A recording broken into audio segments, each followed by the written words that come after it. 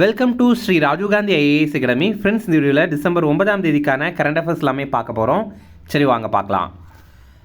Friends, இந்த வீடியோடைய notes எல்லாமே கீழே பிடிஎஃபாக டிஸ்கிரிப்ஷன் கொடுத்துருக்கோம். அதெல்லாமே கிளிக் பண்ணி டவுன்லோட் பண்ணிச்சிங்க. அப்புறம் நம்ம டெலகிராம் குரூப் லிங்க்மே கீழே டிஸ்கிரிப்ஷன் கொடுத்துருக்கோம். அதுலேயுமே கிளிக் பண்ணி ஜாயின் பண்ணிங்க. நம்முடைய டெலகிராம் குரூப்பில் கரண்ட் அஃபேர்ஸ் குவிசஸ் நடத்திட்டு வரோம். நீங்களுமே ஜாயின் பண்ணி அட்டன் பண்ணிக்கலாம். ஓகே, சரி வாங்க பார்க்கலாம். ஃபஸ்ட்டு, தற்போது இந்திய விஞ்ஞானிகள் கண்டுபிடித்த விண்வெளி மண்டலம் எது? இதற்கான ஆன்சர் அலக்நந்தா. இப்போ பார்த்தீங்க அப்படின்னா நம்ம இந்திய விஞ்ஞானிகளான ரிஷி ஜெயின் மற்றும் யோகேஷ் வடடேக்கர் இவங்க 2 பேரும் இணைந்து ஒரு விண்வெளி மண்டலத்தை கண்டுபிடிச்சிருக்காங்க. அதற்கு அலக்நந்தா அப்படின்னு பேரை வைத்திருக்காங்க. ஜேம்ஸ் வெப் விண்வெளி தொலைநோக்கியின் தரவுகளை ஆராய்ந்து இதை அவங்க கண்டுபிடிச்சிருக்காங்க. இந்த மண்டலம் நம்முடைய பால்வெளி மண்டலம் இருக்குல்ல, அதை போலவே சுருள் வடிவம் கொண்டதாக இருக்குது அப்படின்னு சொல்கிறாங்க. இதுவும் ஒரு ஸ்பைரல் கேலக்ஸி தான் அப்படின்னு தெரிவிக்கிறாங்க. அடுத்தது, தமிழக அரசு கடலுக்குள் காற்றாலை மூலம் மின்சாரம் தயாரிக்கும் திட்டத்திற்கு எந்த நாட்டுடன் ஒப்பந்தம் செய்தது? இதற்கான ஆன்சர் டென்மார்க். இப்போ பார்த்திங்க அப்படின்னா நம்ம தமிழ்நாடு கவர்மெண்ட்டும் டென்மார்க்கில் இருக்கிற ஒரு கம்பெனியும் சேர்ந்து கடலுக்குள்ளாடி காற்றாலை மின் உற்பத்தி பண்ண போகிறாங்க. எதற்காக கடலுக்குள்ளாடி பண்ணணும் அப்படின்னா, கடலில் அதிகமான காற்று வரும், அதை பயன்படுத்தணும் அப்படிங்கிறதுக்காக தான் இந்த மாதிரி பண்ணுறாங்க. தமிழக அரசோட டென்மார்க் எனர்ஜி ஏஜென்சி அப்படிங்கிற நிறுவனம் இணைந்து இந்த திட்டத்தை செயல்படுத்த போகிறாங்க. இப்போ இதற்கான ஒப்பந்தம் இப்போ போட்டிருக்காங்க. தூத்துக்குடி, ராமநாதபுரம், திருவள்ளூர், கடலூர் இந்த பகுதிகளில் இந்த திட்டம் செயல்படுத்த போகிறாங்க. நம்ம இந்தியா காற்றாலை மின் உற்பத்தியில் உலகளவில் 4வது இடத்துல இருக்குது. ஃப்ரெண்ட்ஸ், நம்ம ராஜீவ்காந்தி ஐஏஎஸ் அகாடமியில் எஸ்ஏ எக்ஸாமுக்கான டெஸ்ட் பேட்ச் ஸ்டார்ட் பண்ணியிருக்கோம். ரொம்ப குறைந்த கட்டணம், வெறும் 99 ரூபாயிலே இந்த டெஸ்ட்டில் நீங்கள் அட்டன் பண்ணிக்கலாம். இது சம்மந்தமான தகவல்கள் உங்களுக்கு தெரியணும் அப்படின்னா ஸ்க்ரீனில் தெரிகிற நம்பருக்கு கால் பண்ணி பேசிக்கலாம். அதே மாதிரி டிஎன்பிஎஸ்சி குரூப் 1 குரூப் 2 எக்ஸாமுக்கான ப்ரிலிம்ஸ் மற்றும் மெயின்ஸ் கிளாஸ் நம்ம இன்ஸ்டியூட்டில் நடத்துகிறோம். இப்போ பார்த்தீங்கன்னா நம்ம இன்ஸ்டியூட் சென்னையில் அண்ணா நகரில் இருக்குது. ஆனால் ஆன்லைன் கிளாஸுமே நம்ம கொண்டு வந்திருக்கோம். இதில் நீங்கள் ஜாயின் பண்ணணும் அல்லது இது சம்மந்தமான தகவல் உங்களுக்கு தெரியணும் அப்படின்னா ஸ்க்ரீனில் தெரிகிற நம்பருக்கு கால் பண்ணி பேசிக்கலாம். அடுத்தது, முதல்வர் சிறு விளையாட்டரங்கங்கள் திட்டம் எப்போது தொடங்கப்பட்டது? இதற்கான ஆன்சர் மார்ச் 2025. இந்த ஆண்டு மார்ச் மாதம் தான் முதல்வர் சிறு விளையாட்டரங்கங்கள் அப்படிங்கிற ஒரு திட்டத்தை தமிழக அரசு தொடங்கியிருந்தாங்க. கரெக்டாக பார்த்தீங்கன்னா இந்த ஆண்டு மார்ச் 4ஆம் தேதி தொடங்கியிருந்தாங்க. இதற்கான தொடக்க நிகழ்ச்சி சென்னையில் காயிதே மில்லத் அரசு மகளிர் கல்லூரி பக்கத்தில் தான் நடைபெற்றது. இப்போ இதனால் இது நியூஸில் வந்திருக்கு அப்படின்னா, தமிழ்நாட்டில் இருக்கிற 23 சட்டமன்ற தொகுதிகளில் 23 சிறு விளையாட்டரங்கங்கள் அமைக்க போகிறாங்க. அதற்கான அடிக்கல் இப்போ நாட்டியிருக்காங்க. மொத்தமாக இதற்காக ரூபாய் 69 கோடி நிதி ஒதுக்கீடு பண்ணியிருக்காங்க. இது எப்படின்னா, ஒவ்வொரு தொகுதிக்கும் ஒரு விளையாட்டு அரங்கம் வைக்கிறாங்க. அதோடைய அடிப்படையில் ஒவ்வொரு தொகுதிக்கும் 3 கோடி ஒதுக்கீடு பண்ணுறாங்க.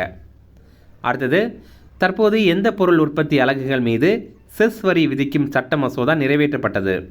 இதற்கான ஆன்சர் பான் மசாலா. இப்போ பார்த்தீங்க அப்படின்னா பான் மசாலா இருக்குல்ல, இதெல்லாம் உற்பத்தி பண்ணுற அந்த அலகுகள் இருக்குல்ல, அதாவது உற்பத்தி பண்ணுற நிறுவனங்கள் இருக்குல்ல, அதன் மேலே செஸ் வரி மத்திய அரசு போட போகிறாங்க.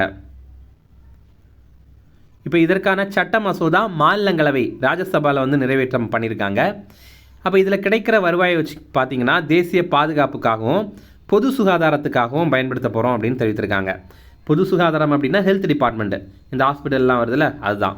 ஓகே, இதில் பார்த்தீங்கன்னா ஒரு பிரச்சனை இருக்குது. என்னென்னா, மாநில அரசு கீழே தான் இந்த சுகாதாரத்துறை இருக்குது. ஆனால் செஸ் வரினால் மத்திய அரசுக்கு கிடைக்கிற வருவாய் மாநிலங்கள் கூட பகிரப்படாது. அப்போ இதை எப்படி பண்ண போகிறாங்க அப்படிங்கிறத நம்ம பொறுத்திருந்து தான் பார்க்கணும். அடுத்தது, 11வது இந்திய சர்வதேச அறிவியல் விழா 2025 எங்கு நடைபெறுகிறது? இதற்கான ஆன்சர் ஹரியானா. ஹரியானாவில் பஞ்ச்குலா அப்படிங்கிற பகுதியில் தான் இப்போ இது நடைபெற்றது. டிசம்பர் 6ஆம் தேதியிலேருந்து 9ஆம் தேதி வரைக்கும் நடைபெற்றிருக்கு. இந்த ஆண்டு இதுக்குடைய கருப்பொருள் என்ன அப்படின்னா, தற்சார்பு இந்தியாவுக்கு அறிவியல் மூலம் வளர்ச்சி அப்படிங்கிறது தான். ஹிந்திலேயும் பார்த்து வச்சிங்க, விஞ்ஞான் சே சம்ருத்தி ஃபார் ஆத்ம நிர்பார் பாரத் அப்படிங்கிறது தான். ஓகேவா? இது ஏற்கனவே எக்ஸாமில் கேட்டிருக்காங்க. மெயினாக சென்ட்ரல் கவர்மெண்ட் எக்ஸாமில் எல்லாம் கேட்டிருக்காங்க. இந்தியா இன்டர்நேஷனல் சயின்ஸ் ஃபெஸ்டிவல் இந்த ஆண்டு எங்கே நடைபெற்றது அப்படின்றதெல்லாம் கேட்டிருக்காங்க. ஓகேவா? அடுத்தது, வாக்காளர் பட்டியலை 100% டிஜிட்டல் மயமாக்கிய முதல் மாநிலம் எது? இதற்கான ஆன்சர் ராஜஸ்தான். இப்போ பார்த்தீங்கன்னா ராஜஸ்தானில் சிறப்பு தீவிர திருத்தம் போயிட்டு இருந்தது. அதன் மூலமாக அங்கே இருக்கிற வாக்காளர் பட்டியலை 100% டிஜிட்டல் மயமாக்கிட்டாங்க. அடுத்தது, இந்தியாவில் உள்ள முகவரிகளை டிஜிட்டல் மயமாக்க தொடங்க உள்ள திட்டம் இது? இதற்கான ஆன்சர் துருவா. இப்போ பார்த்தீங்கன்னா நம்மளுடைய அட்ரஸ்லாம் இருக்குல்ல, அது வந்து முழுக்க முழுக்க டிஜிட்டல் மயமாக்க போகிறாங்க. அதற்காக துருவா அப்படிங்கிற ஒரு திட்டத்தை தொடங்கியிருக்காங்க. துருவாவுடைய விரிவாக்கம் digital hub for reference and unique virtual address அப்படிங்கிறது தான். இந்தியாவில் இருக்கிற முகவரிகளை டிஜிட்டல் மயமாக்குறதுக்கான ஒரு கட்டமைப்பு தான் இது. இதை வந்து நம்ம தபால் துறை மூலமாக தான் செயல்படுத்த போகிறாங்க. இதன் மூலமாக என்ன பயன் அப்படின்னா லாஜிஸ்டிக்ஸ், அப்புறம் காமர்ஸ், அப்புறம் பொதுநல திட்டங்கள் எல்லாம் மக்களுக்கு எளிதாகவே வந்து சேரும். லாஜிஸ்டிக்ஸ் அப்படின்னா சரக்கு போக்குவரத்து இருக்குல்ல, அதற்கு இது பயன்படும். அதே மாதிரி காமர்ஸ் அப்படின்னா அமேசான், ஃப்ளிப்கார்ட்லாம் இருக்குல்ல, அந்த மாதிரி. அடுத்தது பொதுநல திட்டங்கள் அப்படின்னா இப்போது இல்லம் தேடி ரேஷன் வழங்குகிற திட்டம்லாம் கூட பண்ணுறாங்கல்ல, அதை மாதிரிப்பட்ட திட்டங்களுக்கெல்லாம் இது உதவியாக இருக்கும் அப்படின்னு தெரிவிக்கிறாங்க. தபால் அலுவலக சட்டம் 2023 சட்டத்திருத்தங்கள் கொண்டு வரப்படும் அப்படின்னு தெரிவித்திருக்காங்க இதற்காக. அடுத்தது 2025 ஃபார்முலா 1 உலக சாம்பியன்ஷிப் பட்டத்தை வென்றவர் யார்? இதற்கான ஆன்சர் லாண்டோ நோரிஸ். இதில் பாருங்கள், இதில் நமக்கு ஒரு சந்தேகம் வரலாம். என்னென்னா அடிக்கடி இந்த F1 ரேஸ் நடக்குது, இதில் வந்து நிறைய பேர் சாம்பியன் அப்படின்னு சொல்கிறாங்க. சில நேரம் வந்து மேக்ஸ் வெஸ்டபன் சொல்கிறாங்க, சில நேரம் வந்து லூயிஸ் ஹாமில்டன் சொல்கிறாங்க. இப்போ யார் தான் உண்மையான சாம்பியன் அப்படின்னா, இந்த ஆண்டு மட்டுமே 24 சீசன், அதாவது 24 போட்டிகள் நடைபெற்றிருக்கு. இந்த 2025 ஆண்டுக்கான போட்டியில் மட்டுமே 24 போட்டிகள் நடைபெற்றிருக்கு. இதில் ஒவ்வொரு போட்டியிலையுமே ஒவ்வொருத்தங்க வெற்றி பெற்றிருக்காங்க. ஆனால் இதில் சிறப்பாக செயல்பட்டது, இருக்கிறதுலே ரொம்ப அதிகமான போட்டிகளை வெற்றி பெற்று சிறப்பாக செயல்பட்டது யார் அப்படின்னு பார்த்தீங்கன்னா இவர் தான், லாண்டோ நோரிஸ் தான். அதனால் இந்த ஆண்டு இந்த F1 உலக சாம்பியன் யார் அப்படின்னா இந்த லாண்டோ நோரிஸ் அப்படிங்கிறவர் தான். ஓகே, இந்த லாண்டோ நோரிஸ் 2025 ஃபார்முலா 1 உலக சாம்பியன்ஷிப் பட்டத்தை வென்றிருக்காரு. இவர் மெக்லாரன் அப்படிங்கிற அணியுடைய ஓட்டுநராக இருக்கிறாரு. இவர் இங்கிலாந்து நாட்டை சேர்ந்தவர். இவர் வென்ற முதல் சாம்பியன்ஷிப் பட்டம் இதுதான். இதில் இறுதிப் போட்டி வந்து அபுதாபி கிராண்ட் பிரிக்ஸ் அப்படிங்கிறது, இது வந்து அபுதாபியில் நடைபெற்றது. அடுத்தது 2025 சூப்பர் கோப்பை கால்பந்து போட்டியில் சாம்பியன் பட்டம் வென்ற அணி எது? இதற்கான ஆன்சர் கோவா. இந்த சூப்பர் கோப்பை அப்படிங்கிறது நம்ம இந்தியாவுக்குள்ளாடி நடைபெற கால்பந்து போட்டி. இதில் வந்து கோவா அணி தான் வெற்றி பெற்றிருக்காங்க. இதில் இறுதிப் போட்டி கோவாவில் ஜவஹர்லால் நேரு மைதானத்தில் தான் நடைபெற்றது. அடுத்தது தற்போது காலமான சமூக சேவகர் பாபா ஆதவ் எந்த மாநிலத்தை சேர்ந்தவர்? இதற்கான ஆன்சர் மகாராஷ்டிரா. மகாராஷ்டிராவை சேர்ந்த சமூக சேவகரான பாபா ஆதவ் அப்படிங்கிறவர் இப்போ மரணம் அடைந்துட்டார். இவர் வந்து ஆட்டோ ரிக்ஷா ஓட்டுநர்கள், சுமை தூக்குவங்க, இவங்களுக்காக எல்லாம் போராடி இருக்காரு. அடுத்தது முக்கிய தினங்கள். உலக ஊழல் ஒழிப்பு தினம், இது வந்து டிசம்பர் 9 இந்த ஆண்டுக்கான கருப்பொருள் ஊழலுக்கு எதிராக இளைஞர்களுடன் ஒன்றிணைதல், நாளைய நேர்மையை உருவாக்குதல் அப்படிங்கிறது தான். 2024 ஆண்டுக்கான உலக ஊழல் குறியீட்டில் இந்தியா வந்து 96வது இடத்துல இருக்கிறோம். இதோடைய அர்த்தம் என்ன அப்படின்னா, இப்போ முதல் இடத்துல இதில் இருக்கிறது வந்து ஊழலை சிறப்பாக கட்டுப்படுத்தின நாடு அப்படிங்கிறது தான் அர்த்தம்.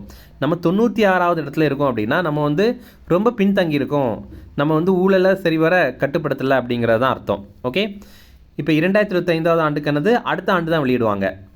இது வந்து இந்த ஆண்டு வெளியிருந்தாங்க. ஓகேவா, இந்த ரிப்போர்ட். அடுத்த ரிவிஷன் பார்க்கலாம்.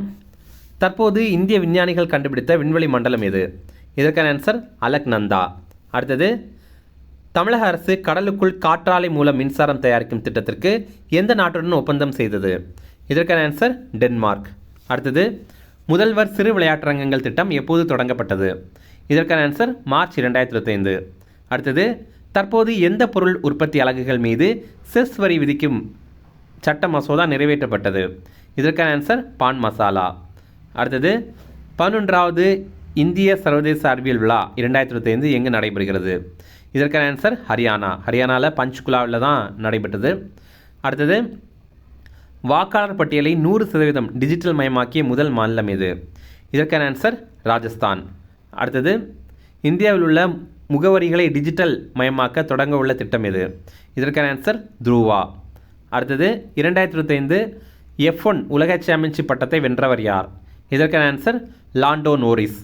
அடுத்தது 2025 சூப்பர் கோப்பை கால்பந்து போட்டியில் சாம்பியன் பட்டம் பெற்ற அணி எது? இதற்கான ஆன்சர் கோவா. அடுத்தது தற்போது காலமான சமூக சேவகர் பாபா ஆதவ் எந்த மாநிலத்தை சேர்ந்தவர்? இதற்கான ஆன்சர் மகாராஷ்டிரா.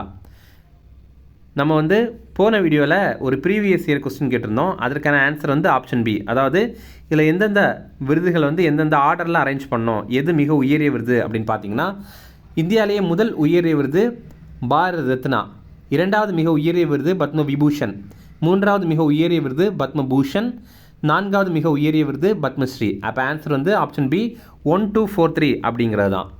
இப்போது இன்றைக்கான ப்ரீவியஸ் இயர் கொஸ்டின் இது பார்த்திங்கன்னா இந்த ஆண்டு நடைபெற்ற டிஎன்பிஎஸ்சி குரூப் 4ல் கேட்ட கொஸ்டின். இந்தியாவின் பணவீக்கம் அதிகமாக இருப்பதற்கான காரணம் என்ன அப்படிங்கிறத நீங்கள் கமெண்ட்ஸில் சொல்லுங்கள். நீங்கள் ஆப்ஷன்ஸ் மட்டும் சொன்னால் கூட போதுமானது தான். ஓகே, இந்த வீடியோ பிடிச்சா கண்டிப்பாக லைக் பண்ணுங்கள், நம்முடைய சேனலுக்கு சப்ஸ்கிரைப் பண்ணி வச்சிங்க. அப்புறம் ஃப்ரெண்ட்ஸ், நம்ம சேனல் இப்போது 50,000 சப்ஸ்கிரைபர்ஸ் வந்து ரீச் பண்ணியிருக்கோம். சப்ஸ்கிரைப் பண்ண எல்லாருக்குமே ரொம்ப ரொம்ப நன்றி. Okay, thank you.